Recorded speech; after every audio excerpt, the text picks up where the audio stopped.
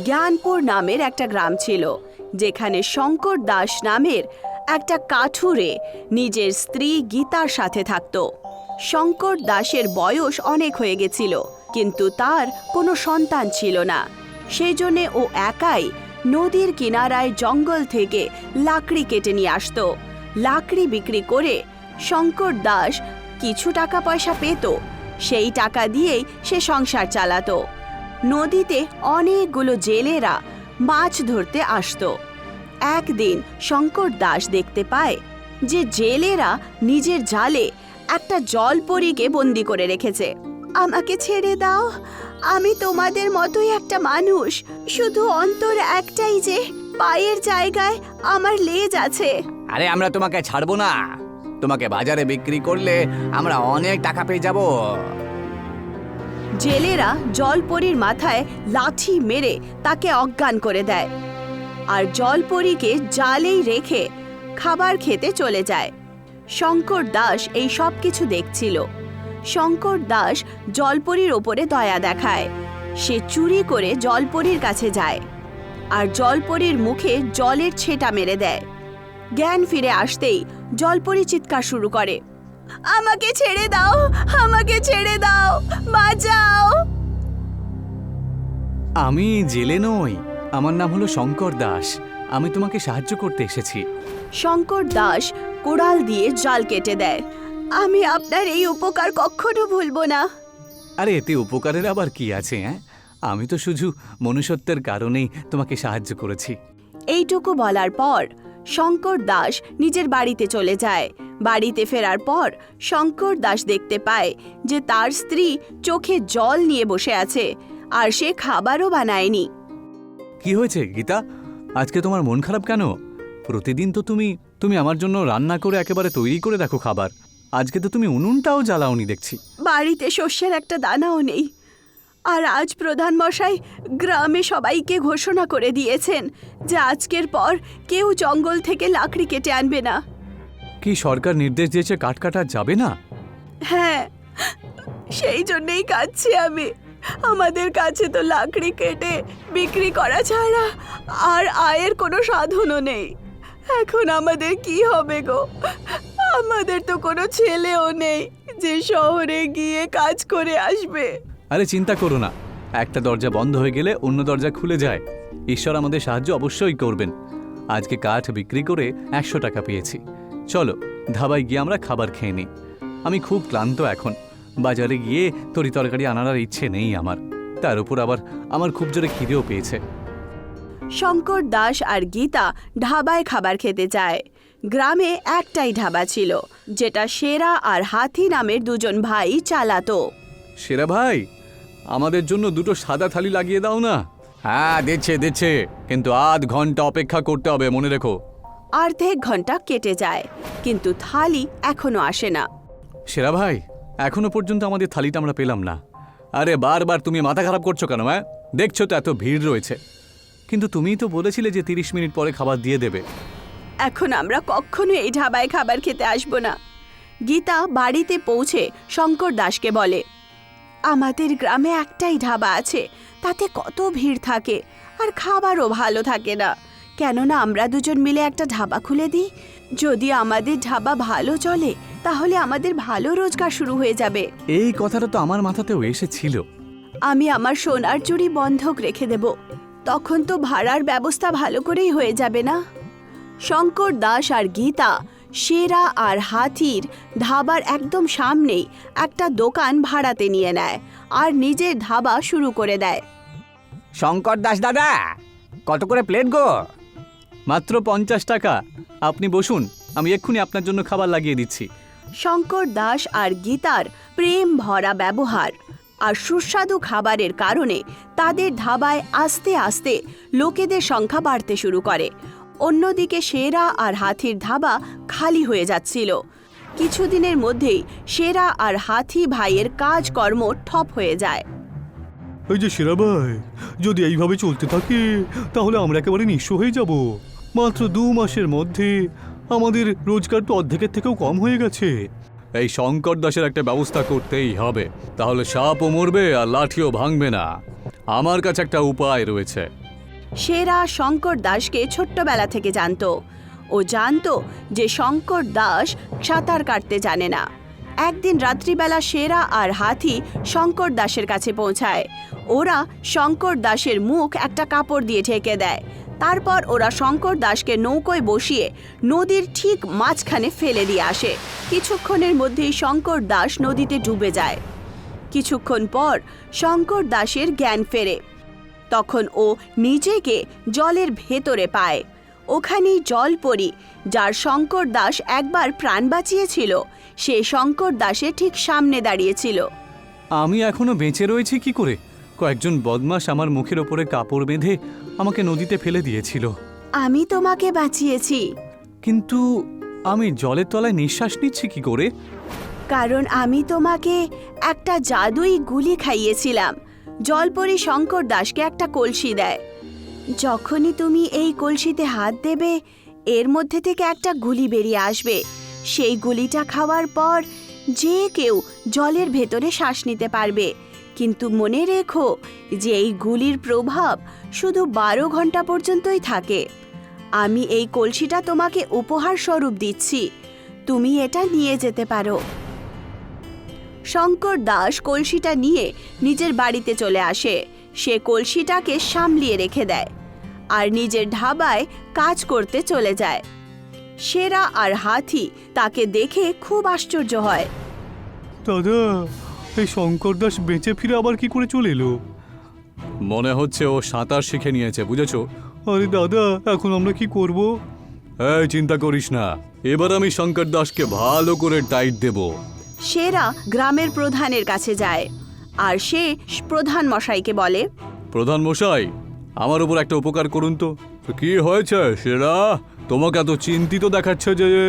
প্রধান মশাই, গ্রামের প্রত্যেকটা মানুষকে বলে দিন তো যে কেউ যেন শঙ্কর দাসকে নিজের দোকান বা জমি ভাড়াতে না দেয়। শঙ্কর দাসের কারণে আমার ব্যবসা ভালো করে চলছে না। ঠিক আছে, তোমার কাজ হয়ে যাবে। শঙ্কর দাস যেই দোকানে ধাবা চালাচ্ছিল, সেই দোকানের মালিক শঙ্কর দাস থেকে দোকান নিয়ে নেয়। এনার আবার হঠাৎ করে কি হলো? আমরা তো সময় মতো ভাড়াও দিচ্ছিলাম, তা সত্ত্বেও উনি দোকান কেন খালি করিয়ে দিলেন? কোনো ব্যাপার না, আমি অন্য কোনো জায়গা ভাড়ায় নিয়ে নেব। শঙ্কর দাস উদাস হয়ে নদীর কিনারায় চলে যায়। তক্ষুনি সেই জলপরী যে শঙ্কর দাসকে কলসি দিয়েছিল নদী থেকে বাইরে আসে। কি হয়েছে শঙ্কর দাস? আজ তোমাকে দেখে দুঃখী মনে হচ্ছে। গ্রামের কেউ আমাকে জমি ভাড়া হিসেবে দিতে রাজি হচ্ছে না, আর আমি আমার বাড়িতেও তো ধাবাটা খুলতে পারবো না, কারণ আমার বাড়িটা রাস্তার সামনে একেবারেই নেই। ওখানে খাবার খেতে কেউ আসবে না। শঙ্কর দাস সমস্ত কথা জলপরীকে বলে দেয়। তুমি নদীর নিচে পাতাল লোকে ধাবা খুলে দাও, সেই মাটিতে কারোর অধিকার নেই।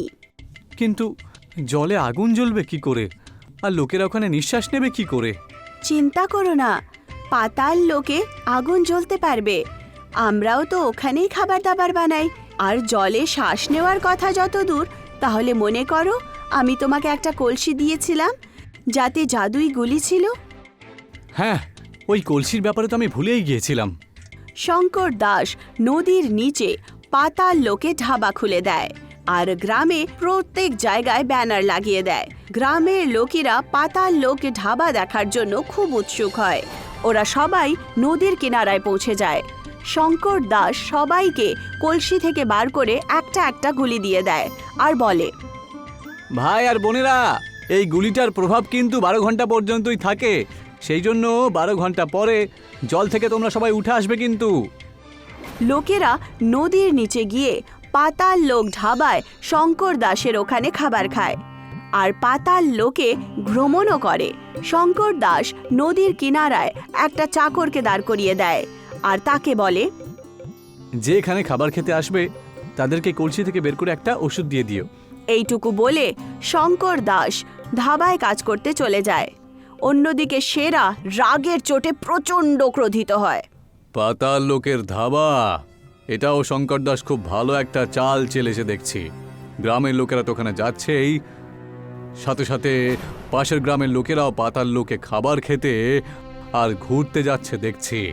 আর আমাদের ধাবাতে শুধু মাছই ঘুরে বেড়াচ্ছে। দাদা, আমিও শঙ্কর দাসের ধাবাতে গিয়েছিলাম। পাতাল লোকের জগৎটা খুবই সুন্দর।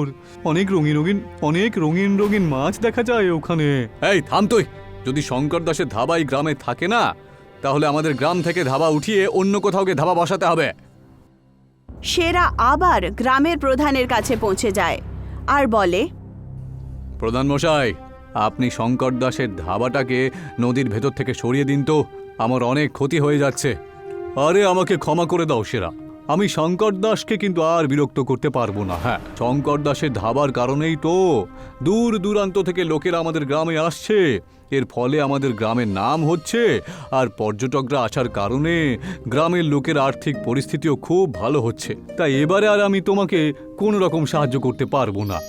সেরা নিজের বাড়িতে এসে হাতিকে বলে ওঠে, প্রধান মশাই আর আমাদের কোনো সাহায্য করতে পারবে না। তাহলে আমরা এখন কি করব দাদা? সেরা আর হাতি গ্রাম ছেড়ে অন্য গ্রামে নিজের ধাবা চালাতে শুরু করে। এখন শঙ্কর দাস আর গীতার পাতাল লোক ধাবা খুব ভালো চলে। ললিত ওড়িশার একটা গ্রামে থাকতো। তার বাবার পুরীতে সমুদ্রের কিনারায় একটা হোটেল ছিল। ললিতকে শহরে যাওয়া পছন্দ ছিল না। ও গ্রামের বন্ধু আর গ্রামের সরল সাধারণ লোকেদের মধ্যেই সুখী ছিল। আজকে সকালটা সত্যিই দারুণ। গরম গরম কয়েকটা জিলিপি খেয়ে নি আমি। ললিত, কাল রাত্রিবেলা তোর বাবার ফোন এসেছিল। ও তোকে পুরীতে ডাকছে। তুই এখানে কতদিন পর্যন্ত গ্রামে থাকবি বল? এখন শহরে যা আর হোটেল সামলা। মা, এখন আমার কত বয়স বলো তো, আরো কয়েকদিন গ্রামে থাকি না আমি। ললিত সকালেই গ্রামে বেরিয়ে যায় আর গ্রামের সমস্ত লোকেদের কাছে কথা বলতে বলতে জিলিপির দোকানে পৌঁছে যায়। ওখানে তার বন্ধুরাও একত্রিত হয়। অনেকক্ষণ কথাবার্তা হয় আর ওরা সবাই একে অপরকে জিলিপি আর সিঙ্গারা খাওয়ায়। দুপুরবেলা ললিত গাছের তলায় নিজের বন্ধু নীলমের সাথে বসে থাকত। ও ওদের সাথেই খেলাধুলো করত।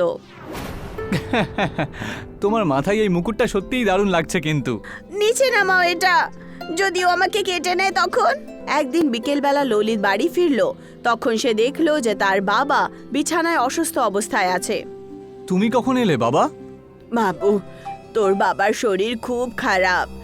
এত শরীর খারাপ হওয়া সত্ত্বেও ও এখানে গ্রামে চলে এলো, কারণ ও কিছুদিন গ্রামে থাকতে চায়। এখন তোকেই শহরে গিয়ে হোটেলের ব্যবসা সামলাতে হবে। ললিতের কাছে এখন শহর যাওয়া ছাড়া অন্য কোনো বিকল্প ছিল না। ললিত এখন শহরে পৌঁছলো। তখন সে হোটেলের চাকর সুখিরামকে দেখতে পেল। নমস্কার ছোট বাবু, আপনাকে আমি আমার কোলে বসে খাইয়েছি। এখন আপনি অনেক বড় হয়ে গেছেন। গ্রাউন্ড ফ্লোরের ঘরটা এখন আপনার। শুধু পয়সার হিসেব আপনাকে দেখতে হবে, বাকি সব কিছু আমিই সামলে নেব। একদিন ললিত সমুদ্রের কিনারায় বসেছিল। সে দেখতে পেল যে তারই বয়সের একটা ছেলে একটা কচ্ছপ ধরে ফেলেছে। ওই ছেলেটা কচ্ছপের ওপরে দাঁড়িয়ে কচ্ছপের প্রাণ বার করে দিচ্ছিল। ললিতের কচ্ছপের ওপর খুব দয়া হয়। সে ওই ছেলেটাকে বলল, আরে তুমি ওই কচ্ছপটাকে মারতে চাইছো কেন? ওকে সমুদ্রে আবার যেতে দাও। এই ওকে আমি ধরেছি, ওর সাথে যা ইচ্ছা আমি তাই করব। তুই আমাকে আটকানোর কে রে? কচ্ছপেরও প্রাণ আছে, বুঝতে পেরেছো? তোমার মাথার ওপরে যদি কেউ 100 কিলো ওজনের একটা লোক দাঁড়িয়ে পড়ে, তাহলে তোমার কেমন লাগবে? ওই কচ্ছপটা আমাকে দিয়ে দাও। এই, তুই আমাকে চিনিস না? আমার নাম হলো মন্টি। আমার বাবা কালিয়া শেঠ এখানকার গুন্ডা, বুঝেছো? আর হোটেলের লোকেরা নিজের রোজগারের 10% দেয়, বুঝেছো? তোমার বাবা কালিয়া শেঠ হোক বা টালিয়া শেঠ, আমার হোটেলের রোজগারের একটা পয়সাও তোমার বাবাকে আমি দেব না। আর এই কচ্ছপটাও আমি তোমার কাছ থেকে কেড়ে নেব। ললিত চমনকে ধাক্কা দিল আর কচ্ছপটাকে তুলে সমুদ্রে ফেলে দিল। চমন কাঁদতে কাঁদতে নিজের বাবার কাছে পৌঁছায়। বাবা, বাবা, ললিত নামে একটা ছেলে আমাকে ধাক্কা মেরেছে, আর ও বলে নাকি তোমাকেও একটা পয়সা সে দেবে না। আমার অপমান করে তুমি চলে এলে, তাই তো? এবার থেকে তুমি বাড়িতেই থাকো, ওর ব্যবস্থা আমি করব। সেই দিন রাতে কালিয়া শেঠ ললিতের হোটেলে পৌঁছায়। আসুন কালিয়া বাবু, বড় মালিকের শরীরটা খারাপ আছে, ছোট মালিককে আমি ডেকে পাঠাচ্ছি। এই লোকটা আবার কে? ইনি হলেন কালিয়া শেঠ। এনাকে 20,000 টাকা আপনাকে দিতে হবে। 20,000 নয়, 40,000। তুমি আমার ছেলেকে ধাক্কা মেরেছ, সেই জন্য এবার থেকে তুমি 10% না 20% দেবে, ঠিক আছে? আমি তোমাকে একটা পয়সাও দেব না, বুঝেছেন? হোটেল আমাদের, পরিশ্রম আমাদের, আর তুমি ফ্রিতে মজা নিচ্ছ, হ্যাঁ? এখানকার সমস্ত হোটেলের মালিকেরা আমাকে পয়সা দেয়, তাই তোমাকেও দিতে হবে। তাহলে আমি সমস্ত হোটেলের মালিকদের কাছে যাব আর তাদেরকে বলবো যে তোমাকে যেন একটাও পয়সা না দেওয়া হয়। এই যে সুখিরাম, এই বাচ্চাটাকে একটু ভালো করে বোঝাও, আমার সাথে পাঙ্গা যেন না নেয়, তাহলে কিন্তু পরিণাম ভালো হবে না। একে বলো নিজের বাবার সাথে কথা বলুক সে। আপনি রাগ করবেন না কালিয়া শেঠ, আমি ওনাকে বোঝাবো। আপনি কয়েকদিন পরে চলে আসবেন। এরপর যখন আমি আসবো তখন যেন আমার পয়সা রেডি থাকে, হ্যাঁ? ললিত নিজের বাড়িতে ফোন করলো, তখন জানতে পারলো যে তার বাবার মৃত্যু হয়ে গেছে। ললিত গ্রামে পৌঁছালো। বাবু, এখন এই ঘরে আর কেউ নেই, তুই বিয়ে করে নে, বাড়িতে বউ থাকবে, তাহলে আমি আর একা বোধ করব না। ললিত নিজের বন্ধু নীলমের সাথে বিয়ে করলো। আমি কিছুদিন তোমার সাথে শহরে থাকতে চাই, তারপর আমি এখানে আবার চলে আসব। ললিত নীলমকে নিয়ে শহরে পৌঁছালো। এসো এসো ললিত, বিয়ে করে নিয়েছো আর আমাকে নিমন্ত্রণ জানালে না। এবার 40,000 টাকা আমাকে দিয়ে দাও, তখন আমিও সবাইকে ভোজ খাওয়াবো। আমার ছেলেরও তো বিয়ে আমাকে দিতে হবে। আপনি বারবার কেন ভিক্ষা চাইতে আসেন বলুন তো? পরিশ্রম করে রোজগার করুন না। আমি তো একবার বারণ করে দিয়েছি যে পয়সা আমি দেবো না, তার মানে পয়সা দেবো না। তাই তুমি এখান থেকে চলে যাও। কালকে সকাল অবধি তোমার কাছে সময় রয়েছে। যদি কাল সকালের মধ্যে পয়সা না আমার বাড়িতে পৌঁছয়, তাহলে তোর হোটেল আমি বুলডোজার চালিয়ে দেবো, হ্যাঁ? ললিত আর নীলম পুলিশ স্টেশনে গেল, কিন্তু পুলিশ স্টেশনে কেউ তাদের একটা কথাও শুনল না, কারণ থানার ইনচার্জ কালিয়ার সাথে ঘুষ নিত। আমাদেরকে ডিএম এর অফিসে যেতে হবে, তখনই কিছু হবে। ললিত আর নীলম ডিস্ট্রিক্ট ম্যাজিস্ট্রেটের কার্যালয়ে যায় আর ওনার সাথে কথা বলে। পরের দিন কালিয়া যখন ললিতের হোটেলে বুলডোজার নিয়ে পৌঁছায়, তখন পুলিশওয়ালারা তাকে আটকে দেয়। দাঁড়াও কালিয়া, তুমি এই হোটেল ভেঙে দিতে পারো না। কি হয়েছে ইন্সপেক্টর, তুমি কি ভুলে গেলে নাকি যে প্রতি মাসে আমি তোমাকে তোমার ভাগের পয়সা দিয়ে আসি? ডিএম এর অফিস থেকে হোটেলকে সুরক্ষিত রাখার অর্ডার এসেছে, তাই আমরা কিচ্ছু করতে পারবো না। যদি তোমার কিছু বলতে হয় তাহলে ডিএম এর সাথে গিয়ে কথা বলো। কালিয়া গিয়ে ডিএমকেও ঘুষ খাইয়ে দেয় আর পরের দিন নিজের লোকেদের সাথে এসে ললিতের হোটেল ভেঙে দেয়। বৃষ্টি হতে শুরু করে। ওরা সমুদ্রের কিনারায় একটা তাম্বু লাগায় আর নিরাশ হয়ে বসে পড়ে। ললিত আর নীলম কাঁদতে শুরু করে। তক্ষুনি একটা কচ্ছপ ললিতের পায়ের কাছে আসে। আমাকে চিনতে পারলে? সেদিন তুমি আমার প্রাণ রক্ষা করেছিলে। হ্যাঁ, আমি তোমাকে চিনতে পেরে গেছি বন্ধু। তুমি এখানে কেন এসেছো? তোমাকে কাঁদতে দেখে আমি তোমার কাছে চলে এলাম। আচ্ছা, তোমার কি কোনো রকম কিছু সমস্যা হয়েছে? ললিত কচ্ছপটাকে সমস্ত কথা বলে। আমি কোনো সাধারণ কচ্ছপ নই। আমি আমার আকার ইচ্ছে মতন আমি বাড়াতে পারি। তুমি একটা কাজ করো, আমি বড় হয়ে যাচ্ছি আর তুমি আমার ওপরে হোটেলটা তৈরি করে নাও।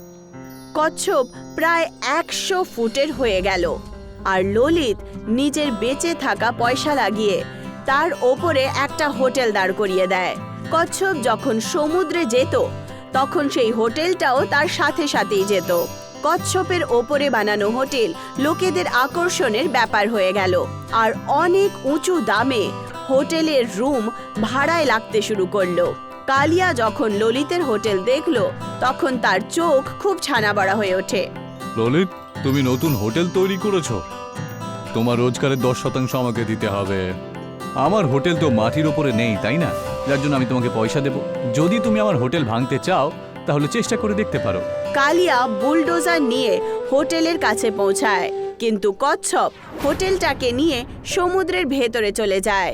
বুলডোজার সমুদ্রে ফেসে গেল আর বাইরে বেরোতেই পারল না। হোটেলটা ভাঙলো না, তার উপর আমার বুলডোজারটা নষ্ট হয়ে গেল। আমাকে অন্য কিছু ব্যবস্থা নিতে হবে। কালিয়া অনেকগুলো গুন্ডা ডেকে নিল আর বলল, তোমরা ওই কচ্ছপের হোটেলের কাছে যাও তো আর ধাক্কা দিয়ে হোটেলটাকে কচ্ছপের পিঠ থেকে ফেলে দিও। কিছু লোকেরা জাহাজ দিয়ে কচ্ছপের কাছে পৌঁছায় আর ওরা হোটেলকে ধাক্কা মারা শুরু করে দিল, কিন্তু হোটেল একটুও নড়ল না। অবশেষে সমস্ত লোকেরা হার মেনে নিল আর ফেরত চলে এলো। সাহেব, হোটেলটাকে ফেলে দেওয়ার আমরা অনেক চেষ্টা করেছি, কিন্তু হোটেলটা কচ্ছপের পিঠে খুব ভালোভাবেই চিপে রয়েছে, ওকে ফেলে দেওয়া যাবে না। কালিয়া ডাইভিং স্যুট পরে নিল আর একটা তলোয়ার নিয়ে কচ্ছপের নিচে পৌঁছে গেল। কিন্তু ললিত কচ্ছপের পেটে আগে থেকেই মোটা স্টিলের চাদর পরিয়ে দিয়েছিল। কালিয়া তলোয়ার দিয়ে চাদরটা কাটতে শুরু করলো, কিন্তু তার তলোয়ার টেরা হয়ে গেল। ললিত আগে থেকেই সবকিছু ব্যবস্থা করে রেখেছে যাতে কচ্ছপের পেটটাকে কেউ কাটতে না পারে, কিন্তু আমিও এত সহজে হার মানবো না। কালিয়া লাখ টাকা খরচা করে একটা রকেট লঞ্চার নিয়ে এলো।